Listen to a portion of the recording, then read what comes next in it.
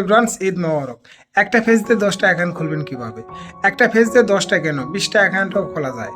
তো এটার জন্য আপনাদেরকে যেটা করতে হবে, সর্বপ্রথম আপনার যে মোবাইলটা ছিল, হ্যাঁ, ওই মোবাইল বাদ দিয়ে অন্য একটা মোবাইল নিতে হবে, যে মোবাইল কখনো স্যামেট অ্যাকাউন্ট খোলা নাই।